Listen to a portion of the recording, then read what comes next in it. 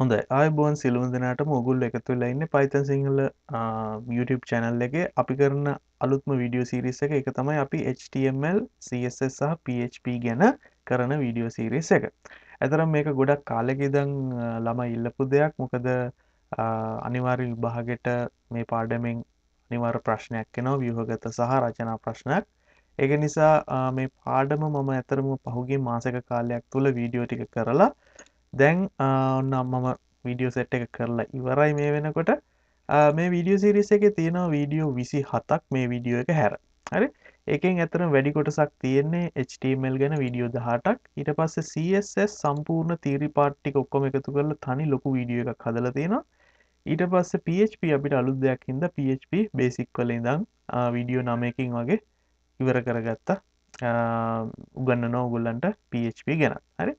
එතකොට මේ video series එක ඔයගොල්ලෝ පටන් ගන්න කලින් ප්‍රී රික්වයර්මන්ට් එකක් හැටියට මේ වීඩියෝ channel එකේ එහෙම නැත්නම් මේ YouTube channel එකේම තියෙනවා මම දාලා Python සිංහල වීඩියෝ සීරීස් එකයි ඊට අමතරව MySQL වීඩියෝ සීරීස් එකයි. හරි. ওই දෙක ඔයගොල්ලෝ බලලා ඉන්න පුළුවන් නම් මේක පටන් ගන්න කලින් ඔයගොල්ලන්ට ගොඩක් ප්‍රයෝජනවත් වෙයි. හේතුව තමයි අපි HTML4 processing කරනකොට SQL database එකකට අපි PHP හරහා data දානවා. ඒ වගේම SQL database එක තියෙන data PHP වලින් retrieve කරලා HTML web page එකක අපි display කරනවා. එතකොට ඒ කාර්යයන් කරන්න කලින් ඔයගොල්ලෝ MySQL ගැන පොඩි අවබෝධයක් තියෙන්න ඕනේ.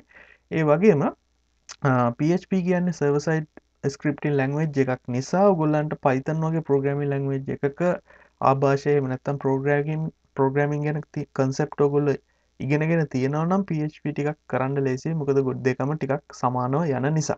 හරි? එතකොට ඒවා තමයි ප්‍රී රික්වයර්මන්ට්ස්. මේකෙත් මම පළවෙනි වීඩියෝ මම හිතන්නේ 20ක් විතර වෙනකම් ෆ්‍රී දාලා තියෙනවා.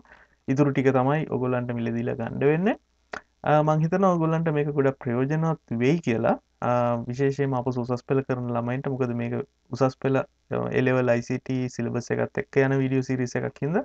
හොඳයි එහෙනම් ඊළඟ වීඩියෝ එකේ ඉඳන් ඔයගොල්ලන්ට මේ වීඩියෝ සීරීස් එක ඉගෙන ගන්න පුළුවන්.